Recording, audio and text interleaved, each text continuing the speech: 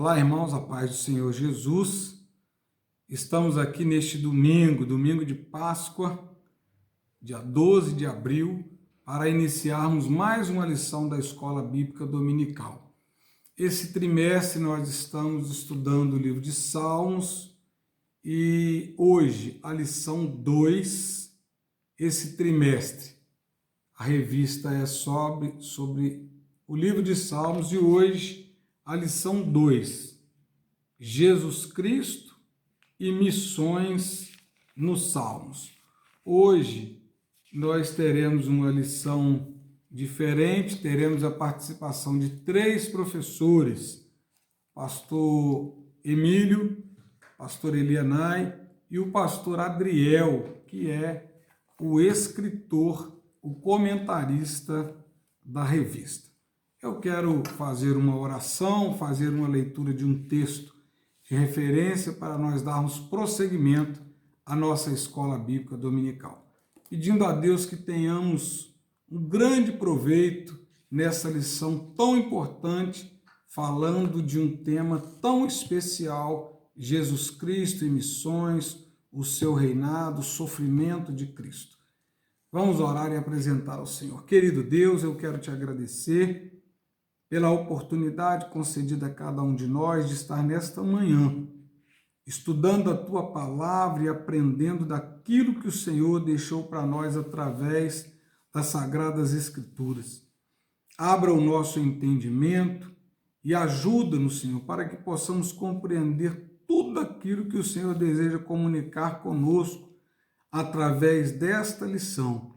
Que sejamos abençoados através da Tua Palavra e que também possamos abençoar outras pessoas com tudo aquilo que aprendemos aqui nesta manhã. Eu coloco cada professor, cada aluno, cada um dos irmãos que estão participando e nos assistindo nesta manhã diante do Senhor, pedindo que o Senhor possa abençoar cada lar nesta manhã, em nome de Jesus. Amém. Eu quero fazer a leitura do Salmo número 110, que é um dos salmos que o comentarista pegou como referência para esta lição número 2. Esse salmo diz assim: o reino, o sacerdócio e a conquista do Messias. É um salmo de Davi. Disse o Senhor ao meu Senhor: assenta-te à minha mão direita, até que ponha os teus inimigos por escabelo dos teus pés. O Senhor enviará o cetro da tua fortaleza desde Sião, dizendo: domina no meio dos teus inimigos. O teu povo se apresentará voluntariamente no dia do teu poder, com santos ornamentos. Como vindo do próprio seio da alva, será o orvalho da tua mocidade. Jurou o Senhor e não se arrependerá. Tu és um sacerdote eterno, segundo a ordem de Melquisedeque. O Senhor, à tua direita, ferirá os reis no dia da tua ira. Julgará entre as nações, enchê-las-á de cadáveres, ferirá os cabeça de grandes terras.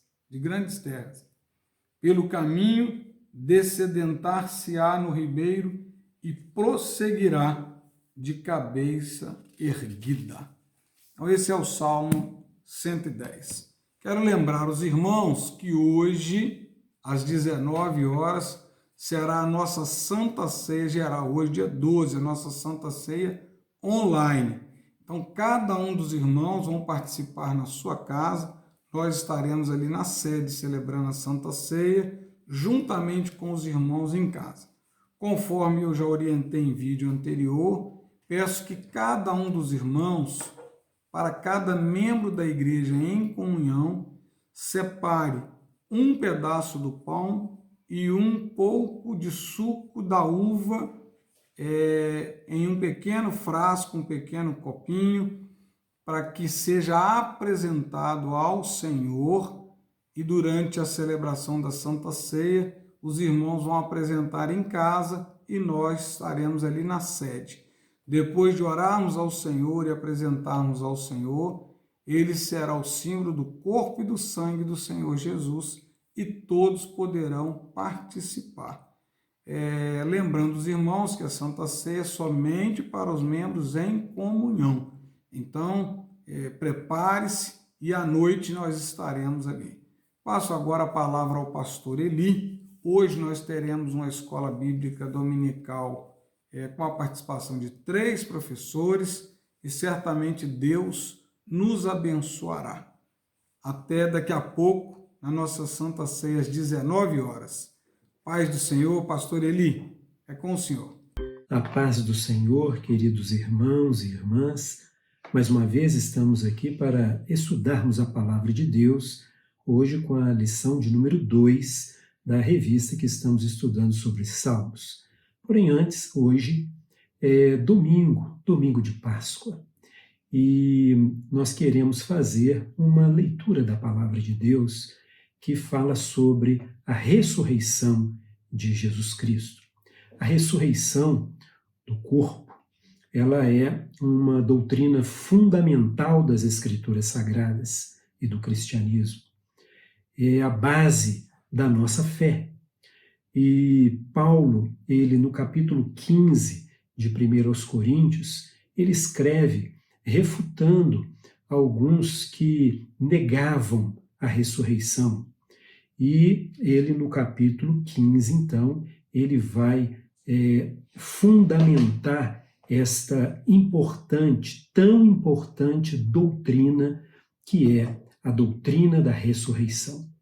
E eu quero ler aqui em 1 Coríntios, no capítulo 15, alguns versículos para a nossa meditação neste domingo de manhã. Porque, primeiramente, vos entreguei o que também recebi, que Cristo morreu por nossos pecados, segundo as Escrituras, e que foi sepultado e que ressuscitou ao 3º dia, segundo as Escrituras, e que foi visto por Cefas e depois pelos 12. Depois foi visto uma vez por mais de 500 irmãos, dos quais vive ainda a maior parte, mas alguns já dormem também. Depois foi visto por Tiago, depois por todos os apóstolos. E por derradeiro de todos, me apareceu também a mim como a um abortivo. E a partir do versículo 12, ele diz o seguinte: ora, se prega que Cristo ressuscitou dos mortos, como dizem alguns dentre vós, que não há ressurreição de mortos? E se não há ressurreição de mortos, também Cristo não ressuscitou. E se Cristo não ressuscitou, logo é vã a nossa pregação, e também a vossa fé. E assim, somos também considerados como falsas testemunhas de Deus, pois testificamos que Deus, que ressuscitou a Cristo, ao qual, porém, não ressuscitou, se na verdade os mortos não ressuscitam. Porque se os mortos não ressuscitam, também Cristo não ressuscitou.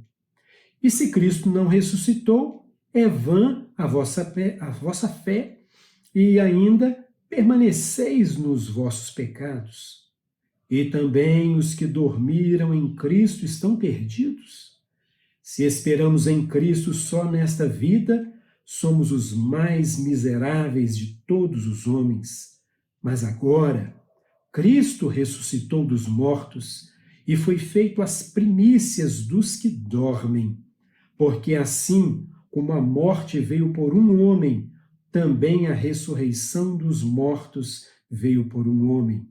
Porque assim como todos morrem em Adão, assim também todos serão vivificados em Cristo.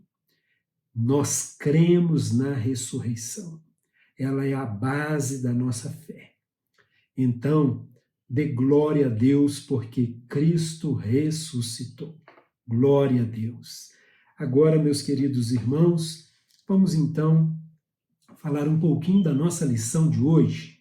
Nós estaremos estudando, então, a nossa lição de número 2. O nosso texto áureo, ele diz assim: meu Deus, Deus meu, por que me desamparaste?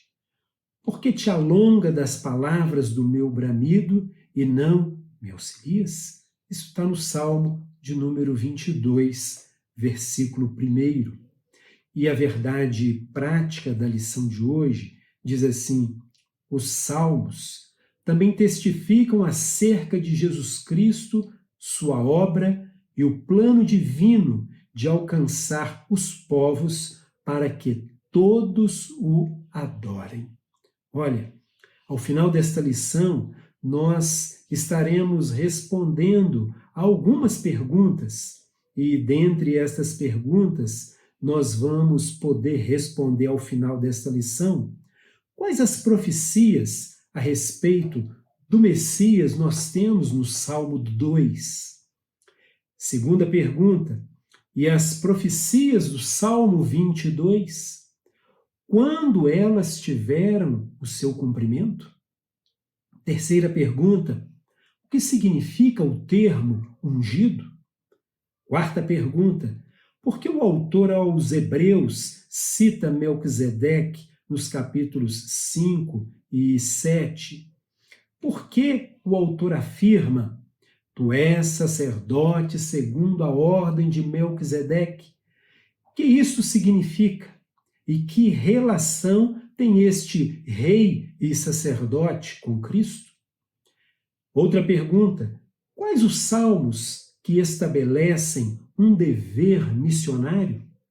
E outra pergunta, tem outras: qual o salmo menor da Bíblia e qual a sua ênfase?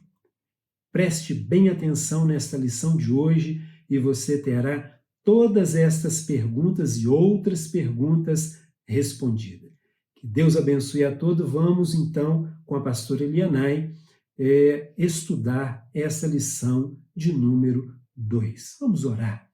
Amado, soberano, eterno Deus, te agradecemos pela ressurreição de Cristo Jesus. Hoje comemoramos a Páscoa. E a Páscoa, ela é a ressurreição de Jesus Cristo.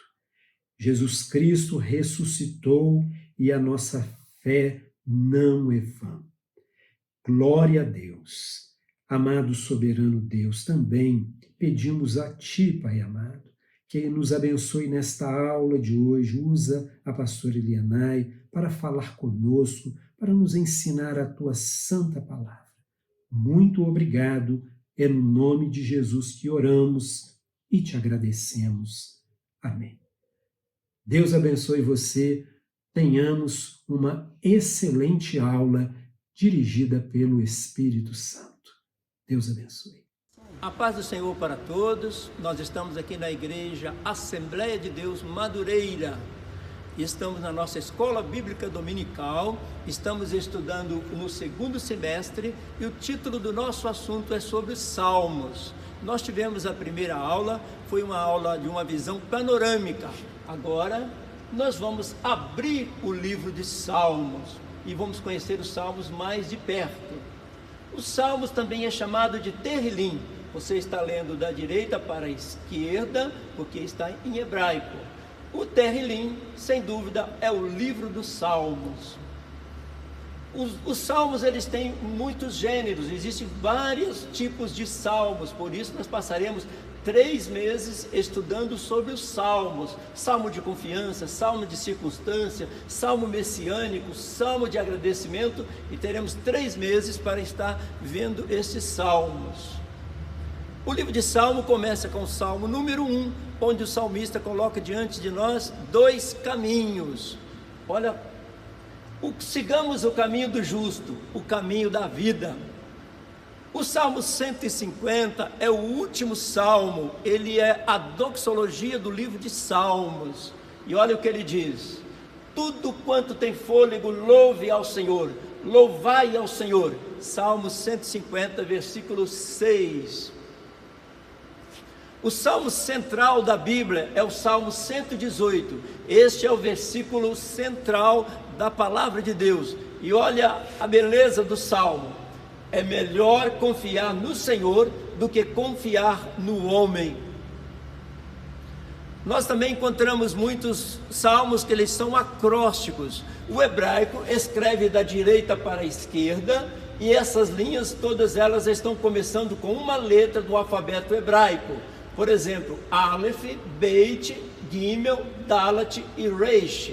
Aqui no caso do provérbio 31, é um provérbio acróstico. Aleph, Beit, Gimel, Dalet e Reish. E toda a frase continua com este alfabeto.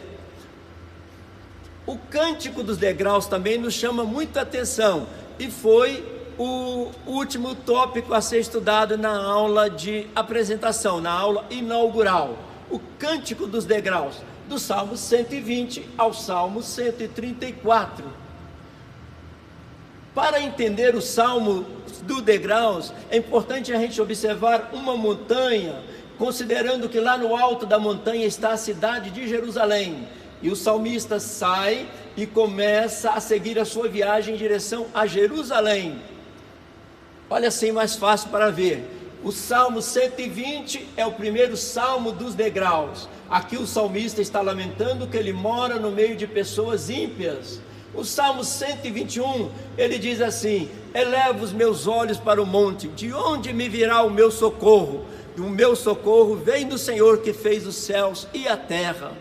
No Salmo 122, o salmista é convidado para ir a Jerusalém para louvar o Senhor.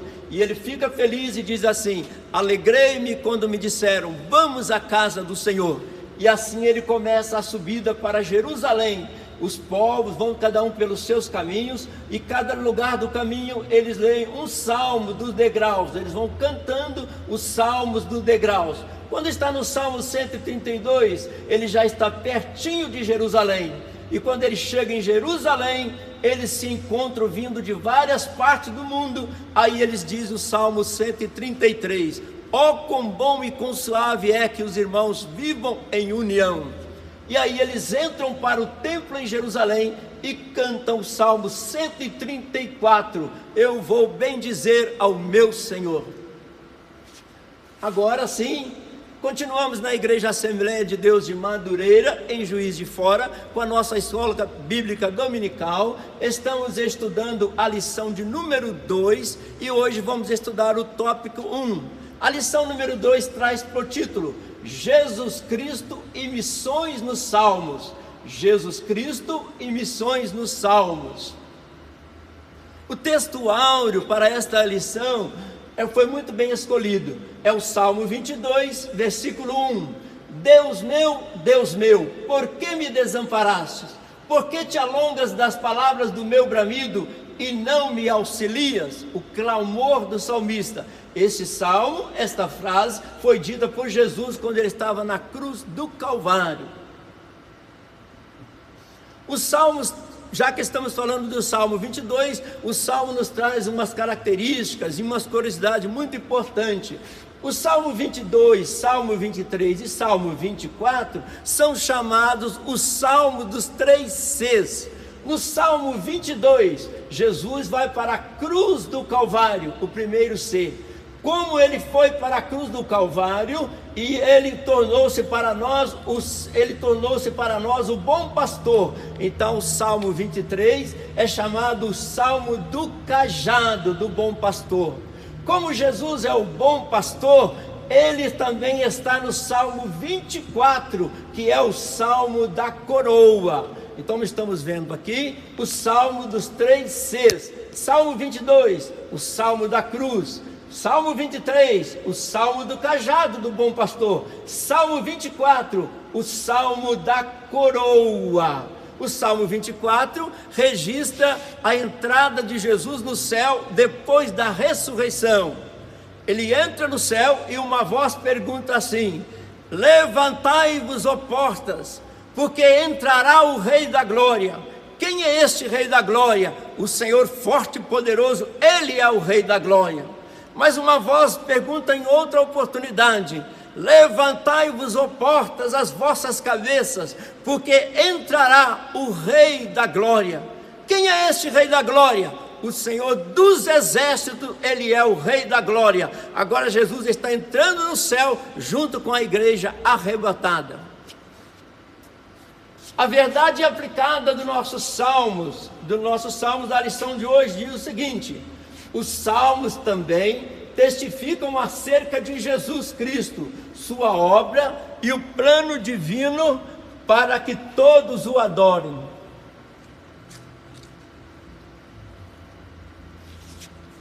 Os salmos têm muitas características. Nós encontramos salmos de louvor, salmos históricos, salmos de relacionamento, salmos imprecatórios, salmos de penitência, salmos messiânicos e salmos litúrgicos.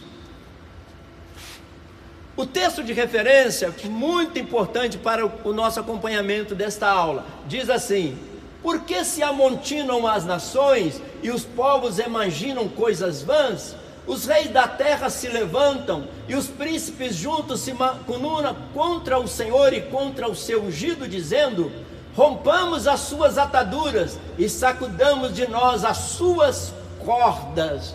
Vemos aqui a intenção de não se aproximar do Messias, de estar distanciando, de estar rompendo todas as ataduras com o Messias.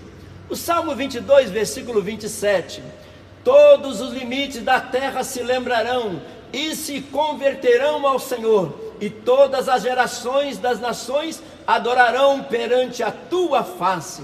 E o Salmo 110, versículo 1 diz: disse o Senhor ao meu Senhor: assenta-te à minha direita, até que eu ponha os teus inimigos por escabelo dos teus pés.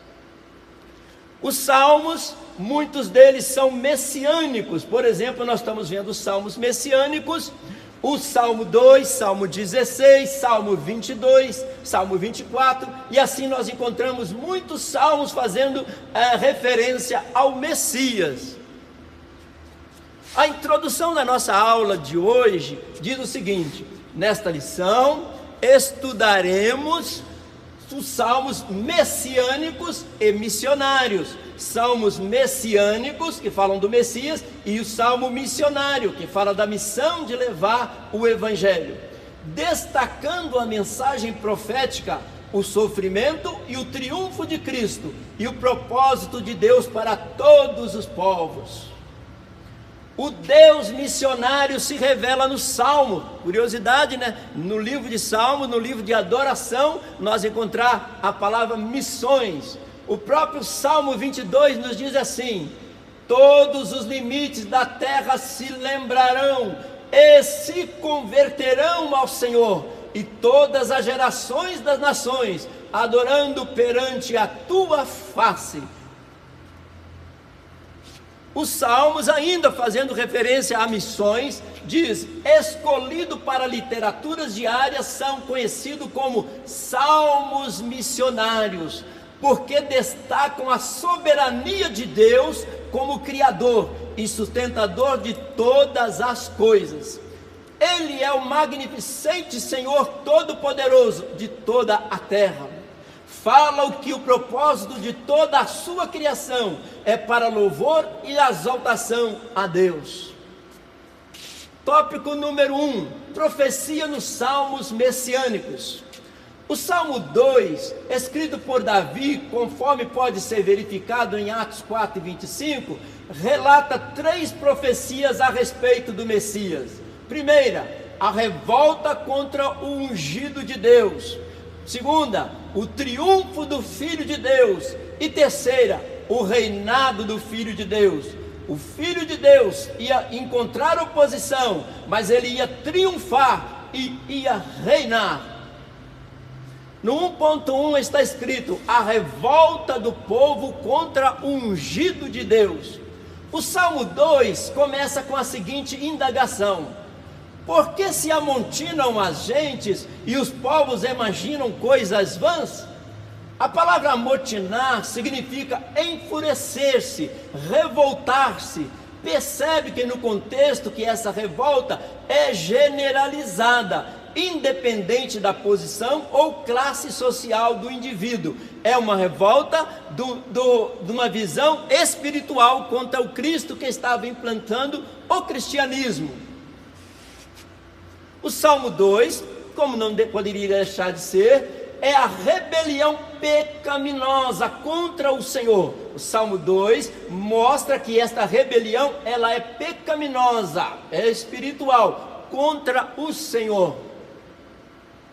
O termo ungido aponta profeticamente para Jesus, o ungido de Deus. Atos 2:36 diz: saiba, pois, com certeza toda a casa de Israel, que a esse Jesus a quem vós crucificastes, Deus o fez Senhor e Cristo.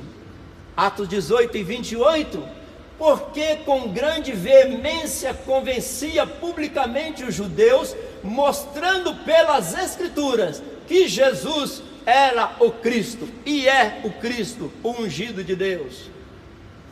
O Salmo 2 nos traz a seguinte mensagem: significado e interpretação do reinado e do ungido de Deus, do reinado e do ungido de Deus. Várias passagens do Antigo Testamento que mencionam a unção são consideradas messiânicas por serem prenúncios de Cristo. Por exemplo, o Salmo 45, versículo 7 diz: tu amas a justiça e aborreces a impiedade, por isso Deus, o teu Deus, te ungiu com óleo de alegria mais do que os teus companheiros. O Salmo 89, falando de Davi, mais profeticamente se referindo a Jesus: achei a Davi meu servo, com meu santo óleo o ungi. O Salmo 45 também é o salmo messiânico. Em Isaías 61 também encontramos uma passagem messiânica, onde está escrito assim pelo profeta messiânico Isaías: o Espírito do Senhor Jeová está sobre mim, porque o Senhor me ungiu para pregar boas novas aos mansos, enviou-me a restaurar os contritos de coração, a proclamar liberdade aos cativos e a abertura de prisão aos presos. O Espírito do Senhor está sobre mim. Foi com esta frase que Jesus em Nazaré inaugurou o seu ministério. Lendo Isaías 61, ele foi para o púlpito, abriu o rolo do livro e disse: o Espírito do Senhor está sobre mim. E ele estava inaugurando o seu ministério. Portanto, Cristo enfrentaria uma forte oposição. Lucas 13:14 diz: e tomando a palavra o príncipe da sinagoga, indignado porque Jesus curava no sábado. Indignado porque Jesus curava no sábado. Atos 4:27-28 também diz: porque verdadeiramente contra o teu santo filho Jesus, que tu ungiste, se ajuntaram não só Herodes, mas Pôncio Pilatos, como os gentios e os povos de Israel, para fazerem tudo que a tua mão e o teu conselho tinham anteriormente determinado que se havia de fazer. O Salmo 2, há um único reino, há um único rei, há um único trono, há um único domínio, há um único Deus, Senhor e soberano. 1.2, o triunfo do Filho de Deus. Percebe-se que a revolta e o conluio dos reis e príncipes, povos e nações, tinham por finalidade romper as ataduras do Messias. O Salmo 2, que é o nosso texto áureo, que é a nossa referência, diz o seguinte: por que se amontinam as nações e os povos imaginam coisas vãs? Os reis da terra se levantam, os príncipes juntos se macumunam contra o Senhor e contra o seu ungido, dizendo: rompamos as suas ataduras e sacudamos de nós as suas cordas. Eles não querem ligação com o Messias, eles não quiseram, mas nós queremos. O ungido do Senhor, este é o tópico que nós estamos estudando nesta manhã. 1 Coríntios capítulo 20 diz: onde está o sábio? Onde está o escriba? Onde está o inquiridor deste século? Porventura não tornou Deus louca a sabedoria deste mundo? Colossenses 2:15. E despojando os principados e potestades, os expôs publicamente, e deles triunfou em si mesmo. Está falando do triunfo do Messias. Salmo 2, o Salmo do Messias. 1.3, o reinado do Filho de Deus, diz o seguinte: o decreto divino estabelece o reinado do Filho de Deus. O decreto divino profetiza o ofício real de Cristo, ofício real de Cristo como um rei. Salmo 2, versículos 7 a 9. Recitarei o decreto. O Senhor me disse: tu és o meu filho, eu hoje te gerei. Pede-me, e eu te darei as nações por herança, e os confins da terra por sua possessão. O exercício desse ofício por Cristo está mais detalhado no Novo Testamento, conforme estamos vendo. Salmo 2 é o Salmo do Messias, o Senhor do universo. Cristo passa a governar o mundo. Mateus 35, 31 e 32 fala das profecias messiânicas, da volta de Jesus. E quando o Filho do Homem vier em sua glória, e todos os santos anjos com ele, então se assentará no trono da sua glória, e todas as nações serão reunidas diante dele, e apartará um dos outros, como o pastor aparta dos bodes as ovelhas. As nações serão reunidas em volta dele. Mateus 28, 18 diz: e chegando-se Jesus, falou-lhes dizendo: é-me dado todo o poder no céu e na terra, no reino espiritual e no reino material. Ele está dizendo: é-me dado todo o poder no céu e na terra. Hebreus 1:3 ainda confirma: sustentando todas as coisas pela palavra do seu poder. O único Deus verdadeiro, ele enviou Jesus Cristo. Efésios 1:23 ainda diz para nós sobre a igreja: o reinado de Cristo é também extensível à igreja. Ele reina no mundo e ele reina na igreja. Efésios 1:22 diz assim: e sujeitou todas as coisas a seus pés, e sobre todas as coisas o constituiu como cabeça da igreja, que é o seu corpo, a plenitude daquele que cumpre tudo em todos. Jesus é o cabeça da igreja. O Salmo 2, o reinado do ungido de Deus, Jesus Cristo. Estamos falando do reinado do Filho de Deus. É preciso crer em Cristo como Filho, crer em Cristo como servo, mas também crer em Cristo como Rei. Mateus 17:5 nos diz: e estando ele ainda a falar, eis que uma nuvem luminosa os cobriu, e da nuvem saiu uma voz que dizia: este é o meu filho amado, em quem eu me comprazo, escutai-o. Romanos 1:4 também nos diz: declarado Filho de Deus em poder, segundo o Espírito da santificação, pela ressurreição dos mortos, Jesus Cristo, nosso Senhor. Acerca do seu filho, que nasceu da descendência de Davi, segundo a carne, declarado Filho de Deus em poder, segundo o Espírito de santificação, pela ressurreição dos mortos, Jesus Cristo, nosso Senhor. Vamos poder ler juntos agora? Deus é nosso refúgio e fortaleza, socorro bem presente na angústia. Você que está em casa agora, leia comigo: Deus é o nosso refúgio e fortaleza, socorro bem presente na angústia. Novamente: Deus é o nosso refúgio e fortaleza, socorro bem presente na angústia. Salmo 46:1.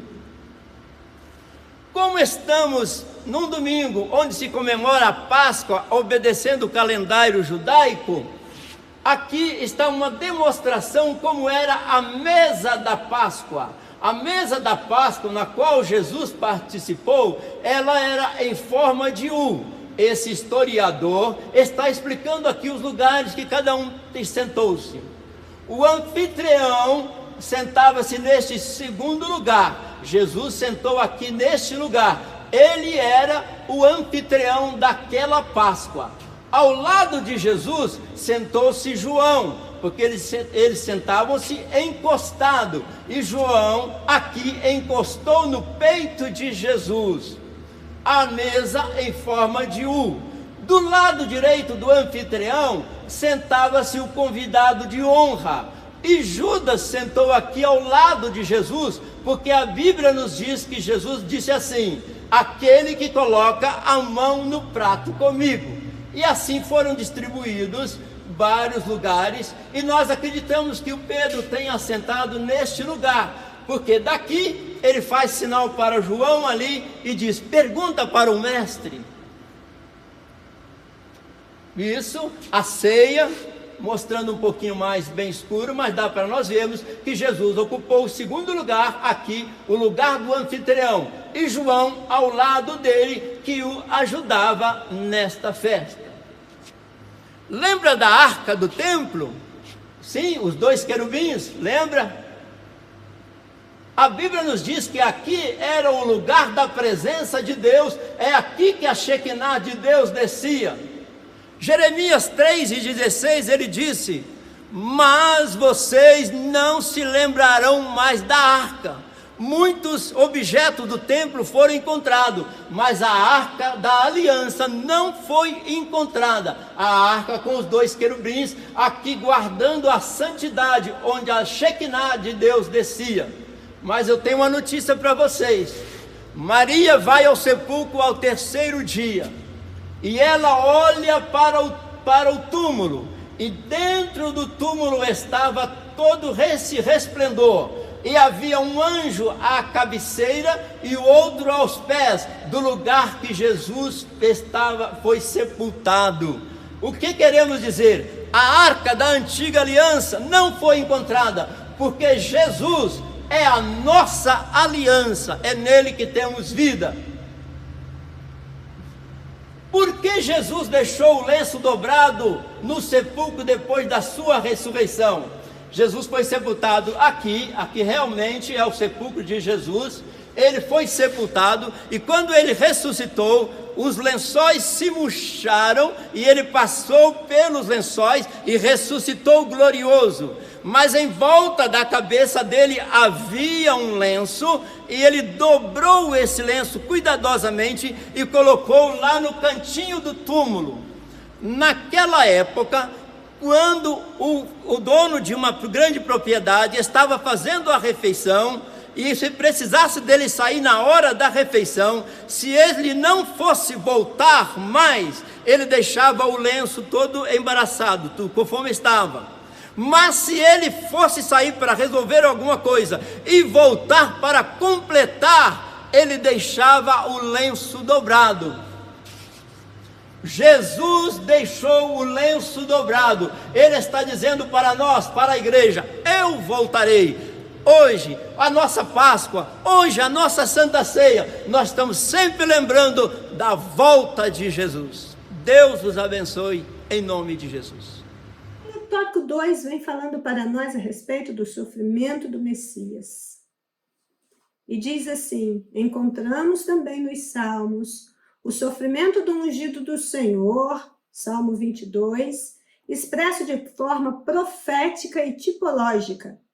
Ele é também chamado de o Salmo da Cruz. Do mesmo jeito que foi com o Salmo de número 2, eu recomendo a vocês lerem todo o Salmo de número 22 para entender melhor o que está sendo falado aqui.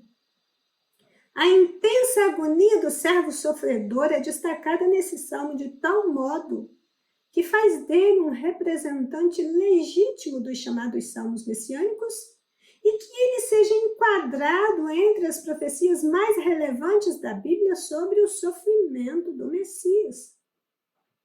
A maneira real como Jesus Cristo morreu, descrita no verso 16, é uma alusão à cruz. Ali ele teve mãos e pés traspassados.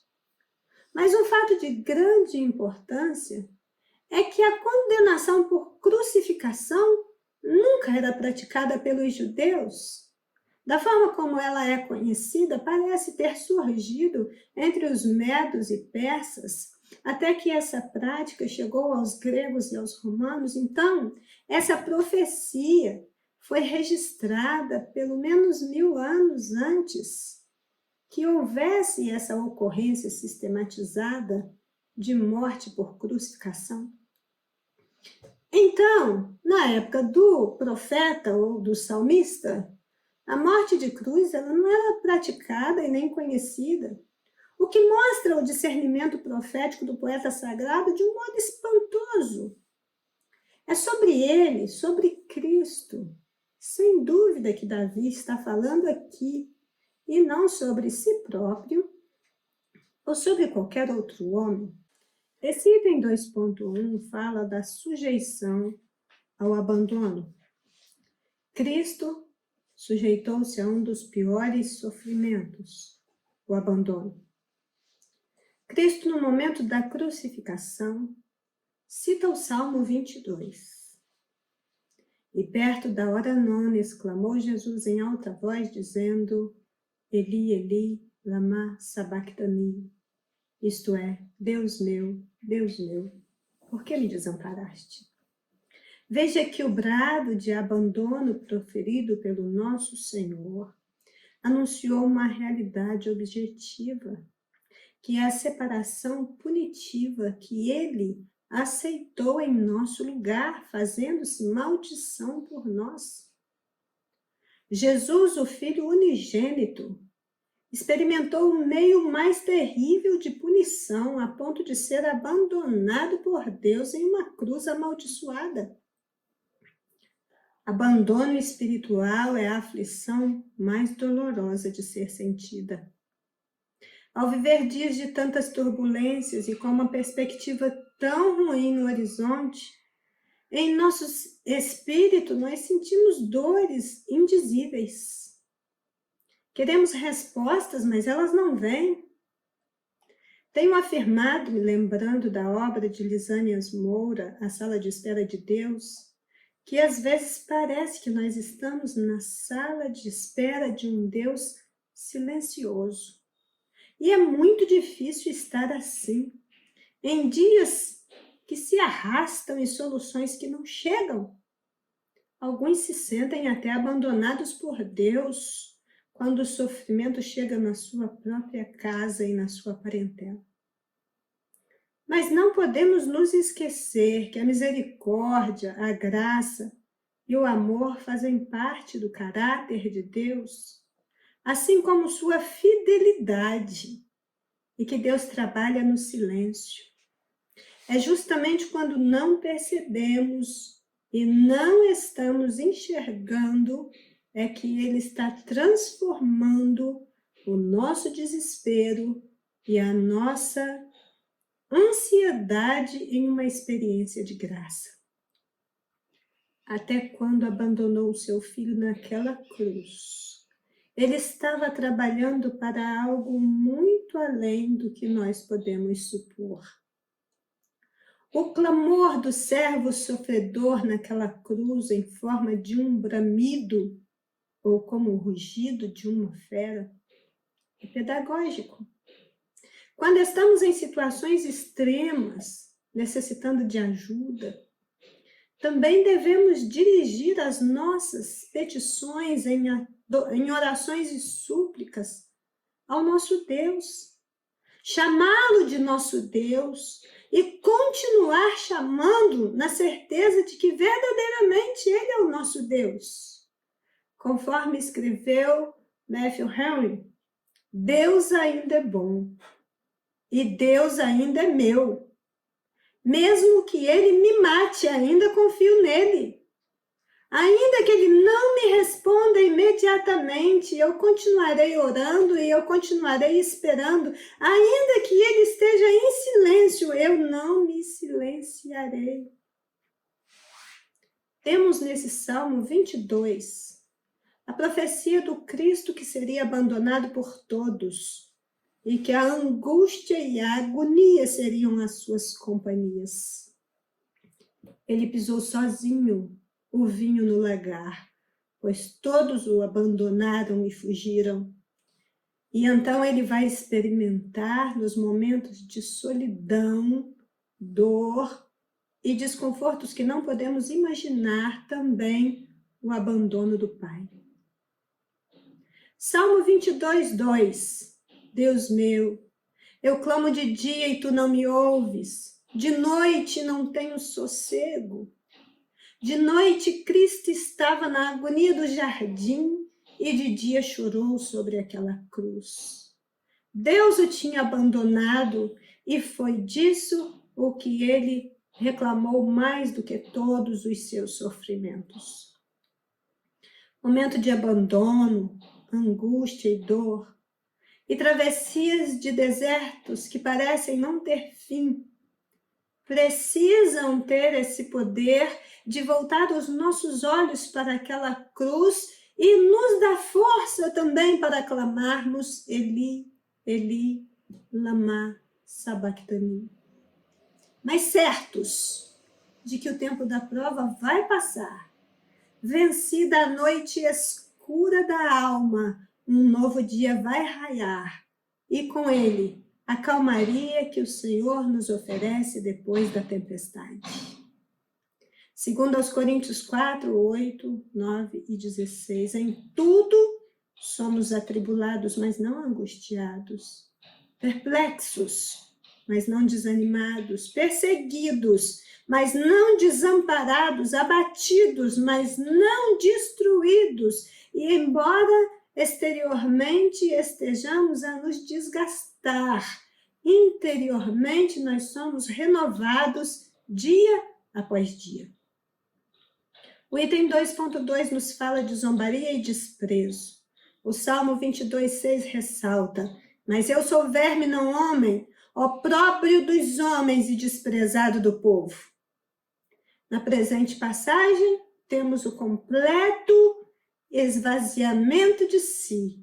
Ele foi ridicularizado pelos homens, zombado e desprezado. Quem já enfrentou zombaria e desprezo em um grau mais elevado, entende melhor o alcance desse sofrimento. O Senhor Jesus, tendo se comprometido a prestar satisfação pela desonra que nós fizemos a Deus com os nossos pecados, submeteu seus exemplos mais baixos de vergonha e desgraça através das zombarias e desprezos que suportou.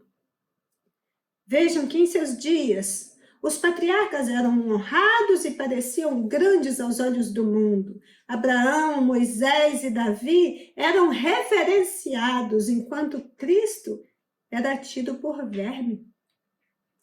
Ele se tornou como um verme, porque se assim não fosse, ele não poderia ser pisoteado como foi. Desprezo, afronta, escárnio, tudo isso estava previsto a seu respeito. Ele próprio faz referência a isso em Marcos 10, 33 e 34, quando disse: eis que nós subimos a Jerusalém, e o Filho do Homem será entregue aos principais dos sacerdotes e aos escribas, e o condenarão à morte, e o entregarão aos gentios, e o escarnecerão, e o açoitarão, e cuspirão nele, e o matarão, e ao terceiro dia ressuscitará. Estava predito que assim seria, mas ainda assim, zombaria, desprezo e outros de mesma natureza são atitudes com um potencial maligno destruidor, que podem destruir a alma humana e provocar sofrimentos em um nível que nem podemos imaginar. Isaías 53:3, ele era desprezado. o mais rejeitado entre os homens, homem de dores e experimentado nos trabalhos. E como um de quem os homens escondiam o rosto, era desprezado e não fizemos dele caso algum. Mas ele passou por tudo isso e suportou até o fim, para que em meio a situações similares possamos encontrar forças e um novo ânimo para prosseguir, firmado naquele que em tudo foi tentado, mas sem pecados, e ainda nos traz alento quando afirma em Jó 16:33, tenho-vos dito isso para que em mim tenhais paz. No mundo tereis aflições, mas tende bom ânimo, eu venci o mundo. Mas o sofrimento não lhe impediu de cumprir a sua missão, e esse é o título do item 2.3. O sofrimento, o desprezo e as afrontas não conseguiram impedir o ungido de Deus, Jesus Cristo, de cumprir sua missão. Anúncio e louvor não serão abafados pelo sofrimento. A partir desse ponto começam a ser narrados o triunfo do Messias e a perpetuidade da igreja. Nesse verso 22, o Salmo passa da crucificação para a ressurreição, cumprindo-se em João 20:17. Vai para os meus irmãos. Um começo de queixas é substituído por versos de um Cristo crucificado e exaltado. Para aqueles que acham que estão na sala de espera de um Deus silencioso, na verdade, hão de descobrir que estão diante de um Deus soberano. E o salmista, então, abre as portas desta sala de espera, trazendo esperança com essas palavras. Porque não desprezou, nem abominou a aflição do aflito, nem escondeu dele o seu rosto. Antes, quando ele clamou, o ouviu. Salmo 22:24.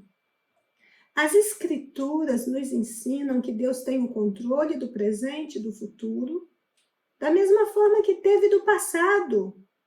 Ele não apenas sabe o que acontecerá, mas ele determina e realiza tudo o que planejou e ainda se envolve nos acontecimentos. Nada do que nos acontece foge ao controle do Senhor. Deus não muda. O caminho que ele traçou, mesmo que esse caminho nos conduza a uma longa espera e que passemos tribulações, que segundo Deus são leves e momentâneas, mas nos levarão a uma glória enorme e eterna, muito maior do que o sofrimento. O caminho que ele traçou para nós será de bênçãos e de vitórias, se tão somente permanecermos na posição e não desfalecermos em nossa fé e em nossa esperança. Orações são respondidas. O primeiro fruto do sofrimento de Jesus está no fato de que Deus atendeu a sua oração. Deus novamente dirigiu a sua face a Jesus, que havia sido moído na cruz e morrido tão miseravelmente, e o ressuscitou dentre os mortos.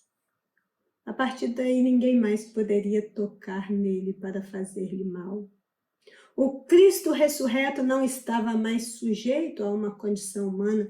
Ele agora é aquele que iria ascender aos céus e tomar o seu lugar à destra do Pai. Nunca houve herói dessa envergadura. E somente a ressurreição de Jesus é realidade. Ele lutou e venceu, suportou abandono, zombaria e desprezo, superou o poder das trevas e da morte, venceu a maior de todas as batalhas, a maior batalha de todos os tempos, e todas as orações do Messias, que continham um apelo universal para todos os tempos, foram atendidas. Veja que o livramento de casos desesperadores tem o seu registro ao longo da história. Às vezes a resposta não vem do modo como esperamos, E nem sempre é fácil aceitar a decisão de Deus, mas se desistirmos de crer, ficaremos desprovidos do único socorro possível. E para desfrutar do agir sobrenatural de Deus, é crucial ter fé e não esmorecer diante da luta. Com o triunfo de Cristo nasceu a igreja, e ele seria louvado agora no meio da congregação. Salmo 22, 22. No decorrer da história da salvação, a igreja de Jesus Cristo foi fundada pelos apóstolos, os irmãos espirituais. O meu louvor será de ti na grande congregação. Pagarei os meus votos perante os que o temem. Salmo 22, 25. Então, irmãos, anúncio e louvor jamais serão abafados pelo sofrimento. O que o sofrimento de Cristo produziu teve também efeitos duradouros e eternos. Os que dele se alimentarem e por ele viverem, conquistam o direito à vida eterna. Os mansos comerão e se fartarão, louvarão ao Senhor os que o buscam. O vosso coração viverá eternamente. Salmo 22, 26. Já caminhando para o encerramento da nossa escola EBD, lição número 2, e é claro, entrando aqui já no tópico 3 da lição, nós vimos sobre o sofrimento de Cristo, nós vimos sobre o triunfo de Cristo, sobre o seu abandono, sobre o seu o reinado do Filho de Deus. Pede, me darei a nação por herança. Vimos também o triunfo do Filho de Deus, a revolta. E nós agora passamos para o ofício sacerdotal de Cristo, o sacerdócio real de Cristo, que o Salmo também traz isso. Então, veja bem, nós estamos estudando Salmos, e nós estamos estudando Salmos para uma referência da vida de adoração e de oração. E hoje nós estamos estudando a lição de número 2, que fala sobre Jesus Cristo e a missão nos Salmos. Quem é esse Jesus? Quais são os seus ofícios? Isto destacado em Salmos. É claro que existem outros textos bíblicos que falam sobre a pessoa de Cristo. É claro que existem. Mas há um corte aqui que a gente precisa compreender, e neste corte nós estamos estudando Salmos. Nós estamos destacando no livro de Salmos, que é uma referência para adoração e oração, o que ele fala sobre Cristo. O que ele fala sobre Cristo. E nós percebemos até agora, no caminhar dessa lição, vem comigo. Preste atenção, né, no que a gente está falando. Né? Nós percebemos no caminhar desta lição, que esta lição, ela fala a respeito de Cristo, fala sobre o seu reinado, sobre o seu triunfo, fala do seu sofrimento.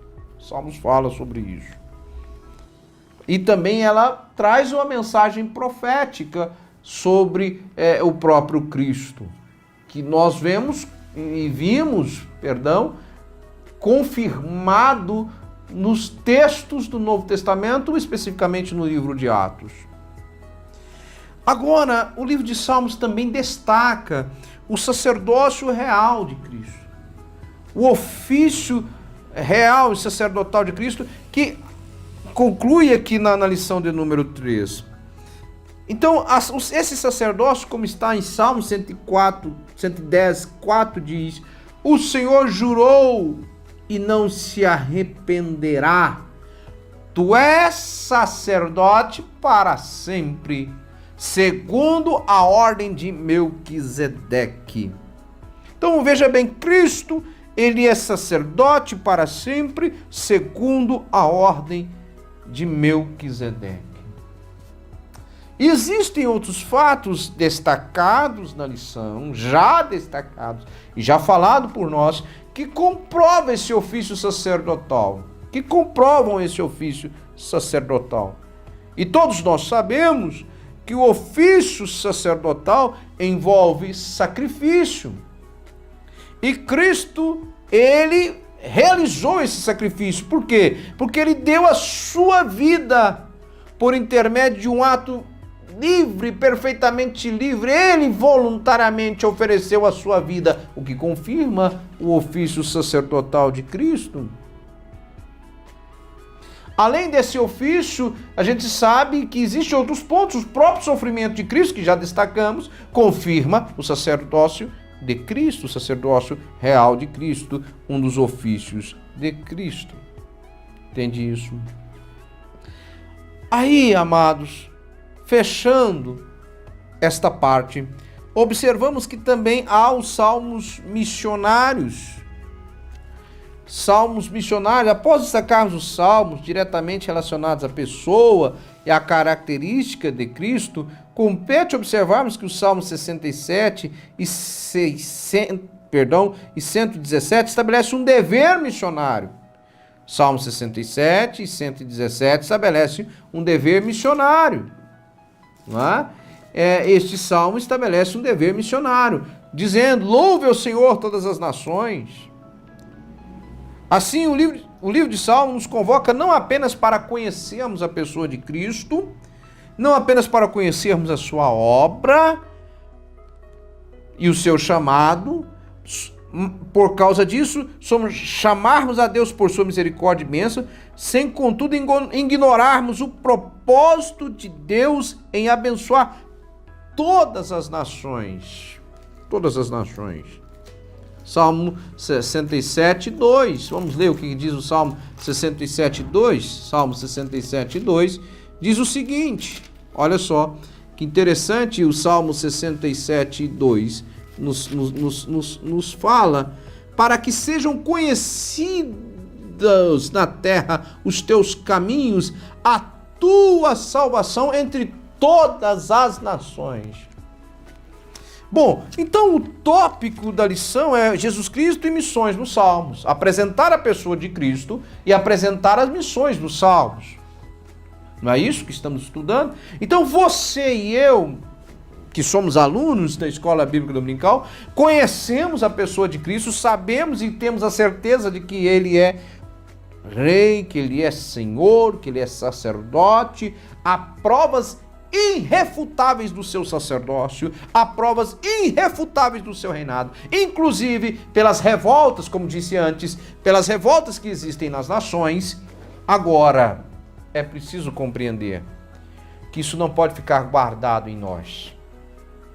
Jesus Cristo não chamou você, querido, e não chamou eu apenas para que a gente pudesse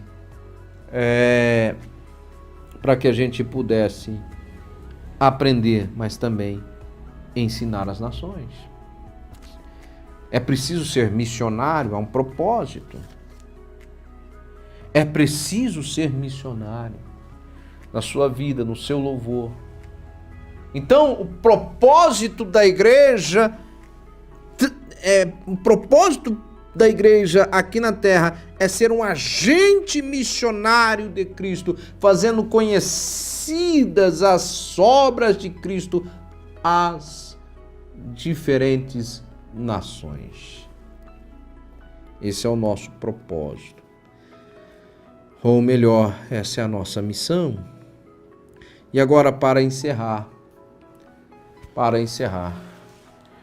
que todos os povos louvem ao Senhor. O Salmo 117 faz parte do grupo dos salmos que edificam com os salmos do louvor. É o menor de todos, contudo é um chamado universal. Todas as nações, todos os povos. São dois os motivos apresentados: benignidade, verdade, ou misericórdia e fidelidade. A ênfase recai sobre o caráter de Deus e não nos seus feitos.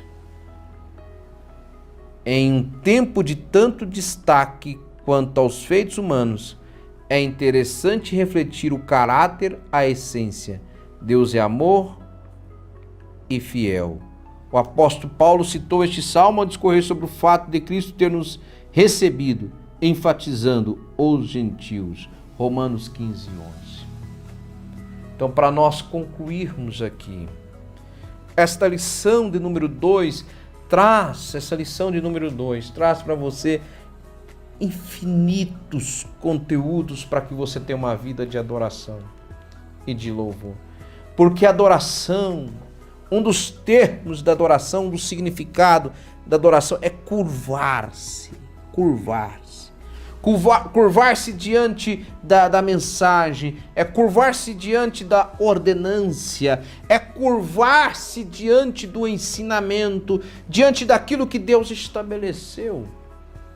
Então você terá uma adoração genuína a partir do momento que você compreende o sacerdócio real de Cristo, compreende o sofrimento de Cristo, mas não só que você replique este conhecimento a outros, seja através da sua vida tendo um caráter de cristão, seja através de verbalizar a palavra para outros. Entende isso? Quando você faz isso, quando você compreende o que foi falado aqui, em resumo, ou seja, o que foi falado aqui, você está cumprindo o propósito de adorar, cumprindo o propósito de orar. E orar, Deus me ensina a replicar a tua palavra para as pessoas. E aí concluímos, louvemos a Deus por seu amor e fidelidade, bem como por seu plano redentor, executado através da pessoa de Jesus Cristo. Amados, espero que tenha contribuído para a sua vida de adoração e oração e que essa escola bíblica possa estar firmada nas tábuas do seu coração. Deus abençoe sua família, Deus abençoe você.